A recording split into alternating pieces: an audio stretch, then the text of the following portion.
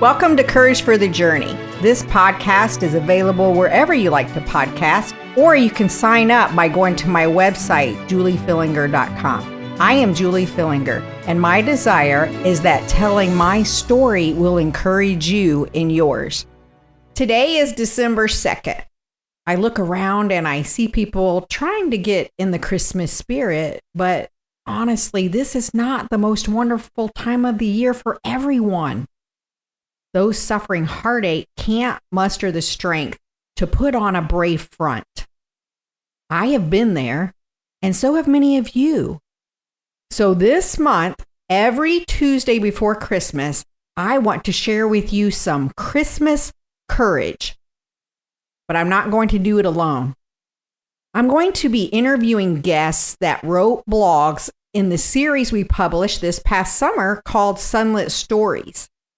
As it turns out, these guest authors shared some vulnerable moments that have real application for encouraging us at Christmas. And today you're in for a real treat. I have one of my besties with me here in the studio. Please welcome Denise Burrows. Thank you, Julie. I am honored to be here with you today. Denise, you were the first friend that I made when I moved to Alabama.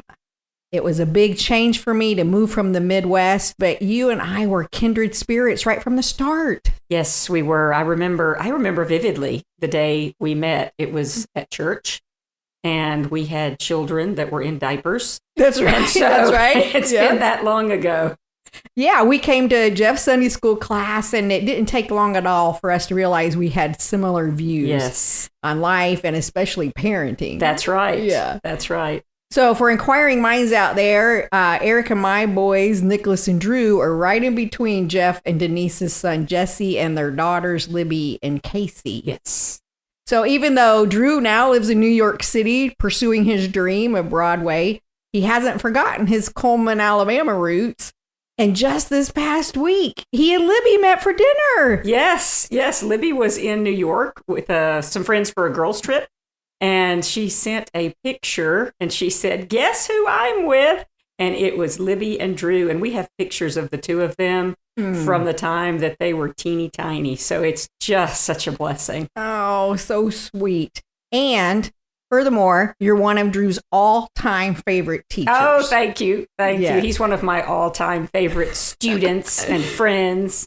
And kind of half kids, I guess. Right, that's right. Yeah, we end up adopting our friends' kids. Yes. So how long now, though, have you been teaching AP English at Coleman High School? This is year 21 What? teaching AP Lit at Coleman High School. No. Yes, it is. Wow. Yes. Well, that's one of the things that I find fascinating about you, how you passionately but clearly explain literature so it's easy for people like me to understand and get excited about.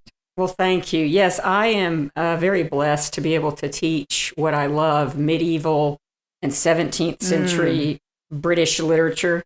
And so it's a passion. It sounds a little stuffy, but then when you hear Denise start explaining it, it's incredible. Thank you, Julie. I mean, kind. it's just so incredible. So let's get into the blog that you wrote that posted on my website and went out to the subscribers on July the 8th, Finding Beauty in the Ordinary. So first, can you tell us about your extraordinary trip to Iceland? Yes, I would love to do so. So my daughter, Libby, and I love to travel anywhere, everywhere. And somehow I got it in my head that Iceland would be the next adventure and mentioned it to Libby. She was, of course, all in. Libby is a superstar with logistics, and we both started researching. We discovered that there was a direct flight to Reykjavik, which is the capital of Iceland. I mean, who's heard of this? I know. More people should. I highly recommend She recommends this trip. It's from Nashville to Reykjavik, 6 hours. What? Yes, 6 hours. We rented a car and drove around the entire island of Iceland on what's called the Rim Road. And we saw stunning waterfalls, hiked up a mountain to soak in a natural hot spring, rode Icelandic horses on the Black Beach, traveled through lava fields and glaciers, strolled through vibrant purple lupine-covered hills, visited a puffin colony. Oh, my. I'm telling you, we took a cold plunge in Arctic waters. We saw majestic humpback whales up close from a boat on the Arctic Ocean. It was truly an amazing adventure. I saw some of the pictures, and I'm sure the pictures just fail to really do it justice. Absolutely. There's no way without going and experiencing it that you can even describe it fully. Okay. So when you returned, how did Sweet Home Alabama fail to compare? So, yes, I have a tendency to get a bit down in the mouth when I return from traveling, especially overseas. And while I'm thankful to get back to the familiarity of home, but I'm also dejected by that same familiarity. So when we returned from Iceland, I was immediately frustrated by the traffic and the mass construction and the hustle bustle and the bombardment of flashing lights and billboards. And no Icelandic horses. That's right. No Icelandic horses. And everything's just moving so fast. It felt stifling. In Iceland, the whole island of Iceland, there are only about 400,000 people. And about 60% of that population is in the capital of Reykjavik. So when we're driving around there, we're expanse after expanse of just land with no people, no cars. And it was just absolutely breathtaking. Wow. Yeah. So why do you think we take our ordinary life for granted? Well, in my experience, the longer we look at something, the more flaws and impurities we see. I've lived in Alabama most of my life. I grew up here and have been here all of my adult life, raised children here, which means I have wonderful memories along with reminders of heartache and hurt everywhere I look. So I moved to Coleman, Alabama when I was seven years old. And I won't tell you how, well, you know how old I am. We're the same age. So, but it's, we're young. Yes. But I do understand the necessity and comfort of progress and growth.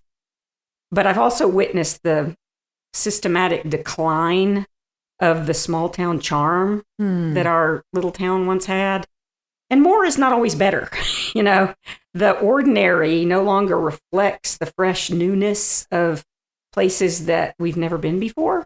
And in the case of Iceland, the ability to exhale in the vast expanse that I was talking about of that untainted nature just seems missing here. So you mentioned that sometimes people get frustrated with how they are supposed to respond as a good Christian. So can you just elaborate on that a little bit more? Sure. I've given this a little bit more thought since the blog post back in July. But no matter how hard we try, it's just not sustainable to respond correctly every time in life. You know, life hits hard sometimes. We all know this. And as Christians, we know we are supposed to ask, you know, what would Jesus do? And the thing is, we're not Jesus. And so we're constantly being sanctified, yes, but we're prone to feeling, or I'm prone to feeling hypocritical when our fallen natures reveal themselves, as they often do. And, you know, I know you and I were both brought up in church, and, to pray, to let go and let God and follow Jesus' example. And we absolutely should do those things. But it feels like a failure when we know and believe in the Lord's plan, and yet we still fall short. And I think for most Christians, the church, this may not be a popular opinion, but the church, or the people who make up the church, have historically been more of a place to put up the facade of having it all together. And that facade adds to the burden when we really need support and encouragement from other Christians who are struggling too, but few are willing to drop that mask and just be real with each other. Yeah. And that realization has come with age, of course, and experience. Yeah. But I think that for me, that's where that disappointment comes. I think that's probably why you and I like getting together, because that just falls away. Yes. When the two of us get together, it's like there's no one else in the room but the two of us. That's right. And we just start talking. That's right. And we don't feel anything we're supposed to be or supposed to do. We're just real with one another. Yes. And that's why it's so refreshing. And we can just pick right back up where we left off. Yes. And it's that's a rare quality in a true friendship. It truly is. And it could be months between visits. Yeah. Yet I know, you know, my wrinkles. I know your wrinkles. Yeah, that's right. That's right. And, you know, we accept and appreciate that's those. Right. That's right. Well, you've always been very real with me. And I've always counted that a blessing. Well, thank you. But you also know that even heroes of the faith, you know, we tend to put them on a pedestal, but really they're just ordinary people. They failed and experienced pain along with triumph and happiness. And how does this encourage you on your journey? And also, you know, could be a way that it could encourage others who are listening. Sure. Again, I've thought about this some more, and I think this, when I was thinking through the blog post, I think the Lord threw that one in at me. You know, these are the characters. You know, hey, this is not a new thing. This has been going on since the beginning of time. But it does help me to remember that the Bible is filled with actual historical people who lived and breathed and experienced the same emotions and feelings that we do today. That's easy to forget, I think, sometimes. But what it means to be human has not changed since Adam and Eve were in the Garden of Eden. We have the same emotions, we have the same fears, we have the same joys and feelings of failure since the fall. I remember growing up, you know, you hear about David and Goliath, yes, right? And just all sorts of pursuits of David and David becoming king.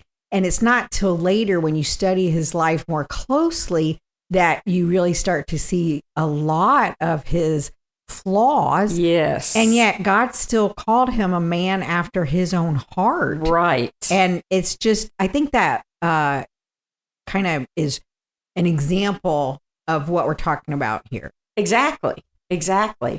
And, you know, David would constantly have to go to the Lord and, you know, ask forgiveness. And there were consequences in his own life for decisions he had made or not made.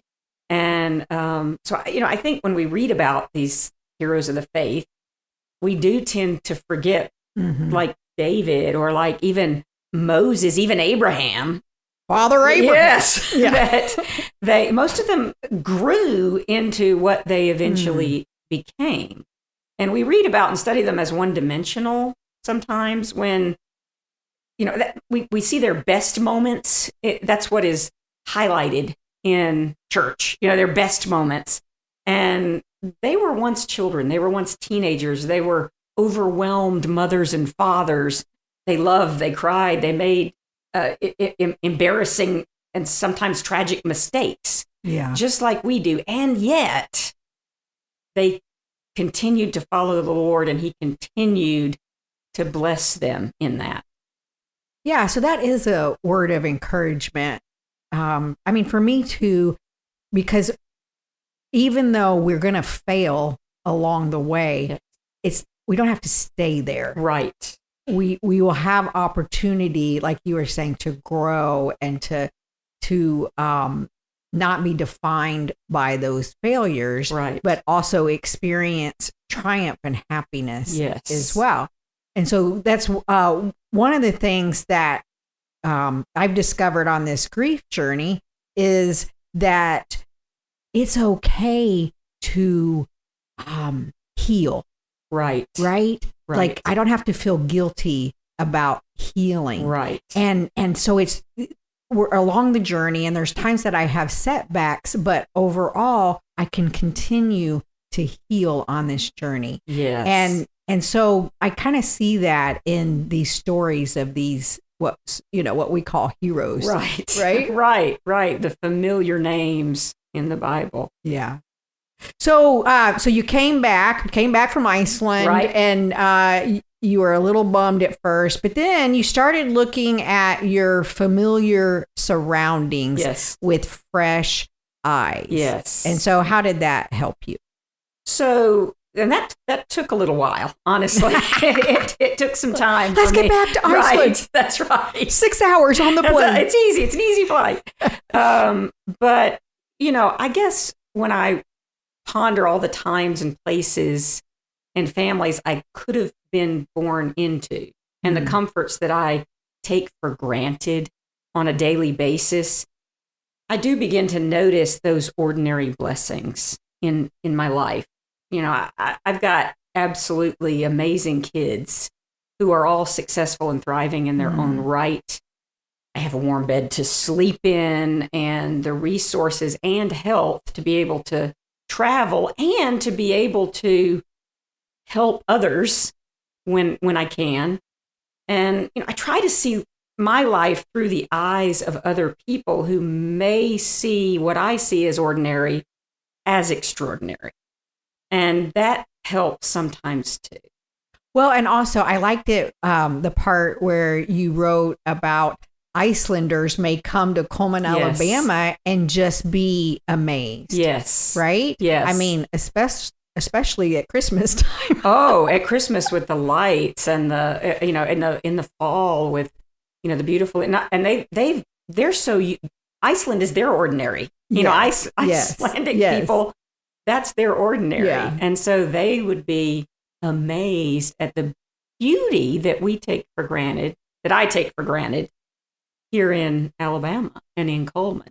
And people that have come from other parts of the world and they get here and they have stores yes. so easily accessible. Yes. I mean, I've people have stayed with us in our home from different places around the world, and they can't believe how close the Walmart is. Right.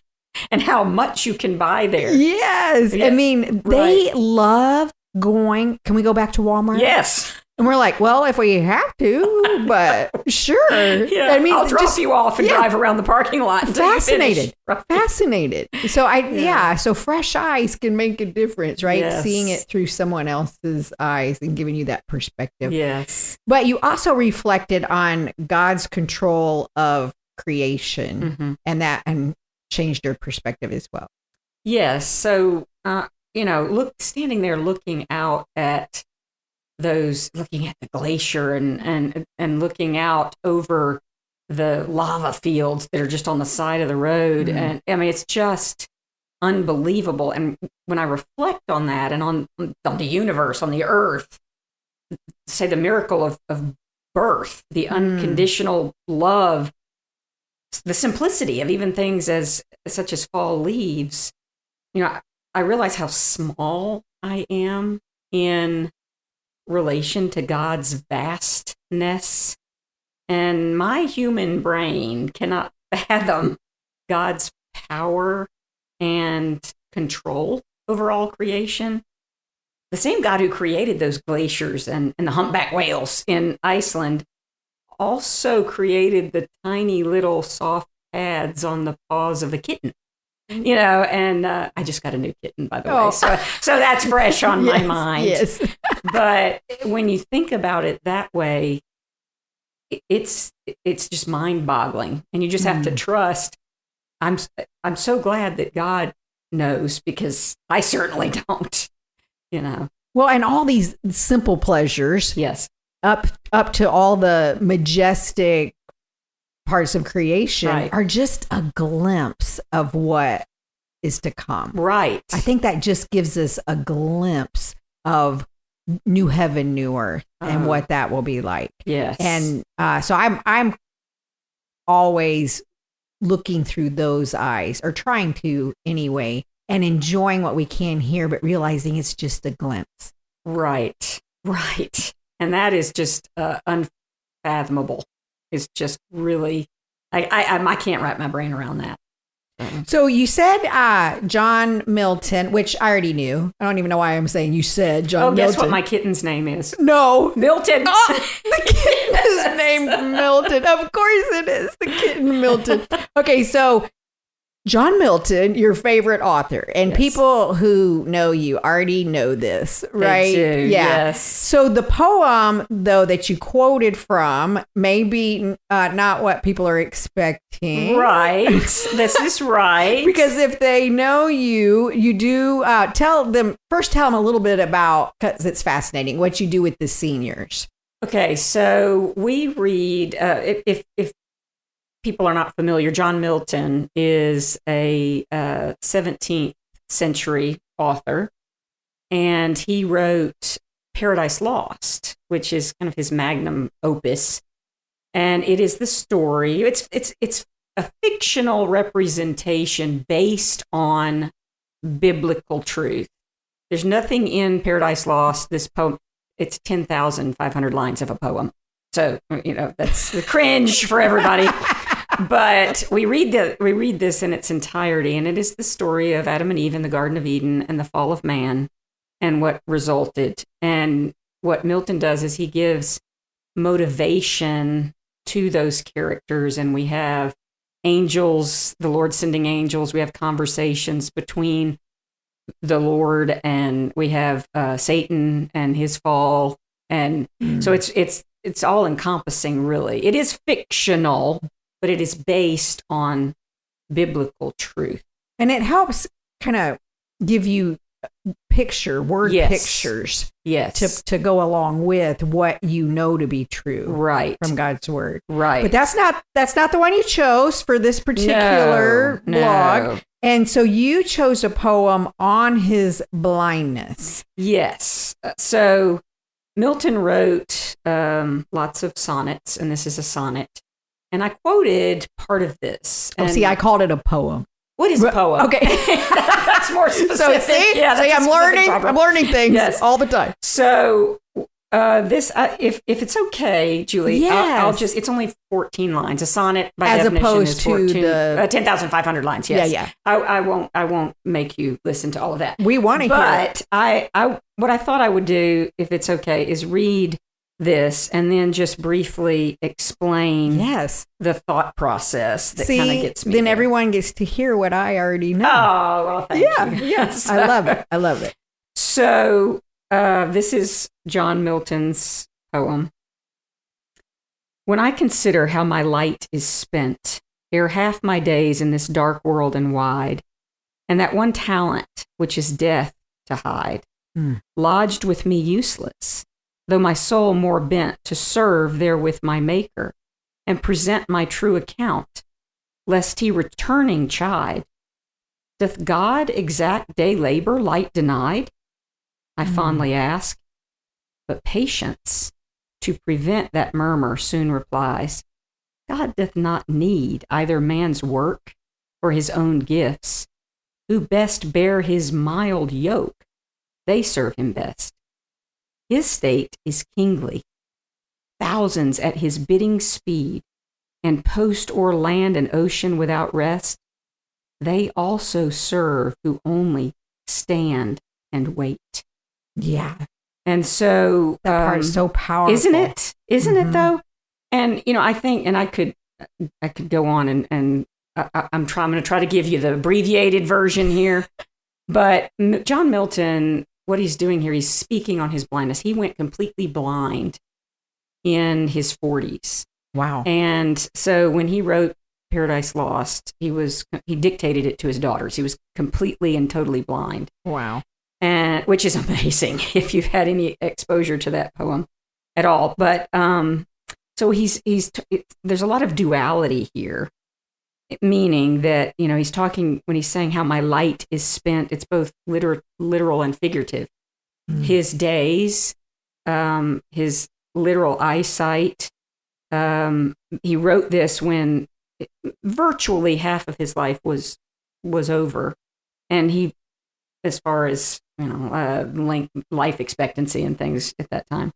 But he's talking about in this dark world, he says, ere half my days in this dark world are spent. Well, he's talking about the fallen world that is dark. Plus, it's completely dark to him because he can't see. And then he talks about talents, and that is a reference to the parable of the talents in Matthew, where they're the Lord of the manor leaves, and some people bury it, and some people invest, and things like that. So he's thinking, what he's asking is, how am I going to be useful in my blind state? How am I going to be useful in this dark world? And then he personifies it. He said, he's asking, does God still expect me to do things even though I can't see and I'm in this dark? Does God still expect me? And this could be applied to depression, anxiety, grief. It could be applied to all of that. Yeah.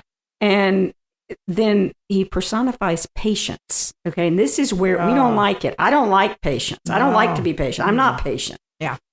And he says, but patience soon replies, look, God doesn't need your work or your gifts that were given by him, implied there. He does, though, expect that we bear his mild yoke. His connection, our connection with him. We bear that well. Those are the people that serve him best, is what he's realizing. And then he says, look, God's got thousands, angels, at his bidding speed, he says, that are running over the ocean and the vastness of the universe. But even those, those are doing all of what they are supposed to do. But that last line that you said was so powerful.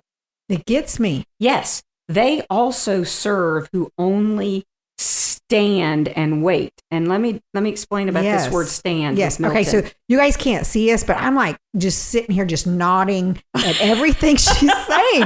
I'm just nodding and just like, wow. And yes. So stand and wait. Well, stand and see, that seems like a very inactive thing. If you're standing, we think of that as being still. We're standing still. But for Milton and for us, when we are dealing with our struggles and our pain, standing is a very active position. Yeah. Because think about this. If I'm standing, if what I'm doing is standing up, what am I not doing? I'm not falling. I'm not being, if you're standing against a very hard wind, I think that's all happened to us in March in Alabama, right? You're walking against, if I'm pushing against a hard wind and I'm standing, I'm not falling. I'm not getting blown away. So it's a very active state. And so if all we can do is stand and stand strong, that's enough sometimes. And wait. And wait on God. Yes. Right? Patience. Even harder than the standing. Like it. That's right. Even harder than the standing. The waiting. That's right. The waiting. Yeah, so that leads into I just have this one more question. Sure. So why do you think that finding beauty in the ordinary can help people who may be struggling at Christmas? Yes. This is tough, Julie. It really is, as we all know, because I too struggle during the holidays. I know you do. We've talked about this, and, in complete transparency, I fight depression and anxiety every day. And I have for years. And I'm managing it with the Lord's help. But, I have a wonderful and loving family and lifelong friends like yourself who have seen me at my best and my worst In fact, I've got a heavy burden that I'm bearing right now due to some issues that are out of my control, as do a lot of your listeners. Right. And, I don't always follow my own advice, of course, but simply taking a breath and trying to focus on beauty in the small things can help distract us from the storms in our brains. Fresh, crisp air, Christmas lights, Christmas music, a nice candle, a bubble bath, a good book, walking the dog, playing with that little kitten, the smell of fireplace smoke, those little things. That obviously doesn't solve all our problems, or even soothe the racing thoughts at times. But what it does do is remind me that God is also in those small things. And if we just look around, we can see his presence, feel the small blessings that he provides to point us back toward him. Yeah. So, well, that's beautiful. Thank you. It encourages me, and I know it will bring much needed Christmas courage to the listeners and subscribers. So thank you so much for being here. Well, Julie, thank you for asking me. It's been a true honor and a pleasure. That's a wrap for today. Thank you for joining me. Don't forget to check out my website, juliefillinger.com. I would love to hear from you. Until next time, I pray you take courage for your journey and that these words of truth will give you strength for every step.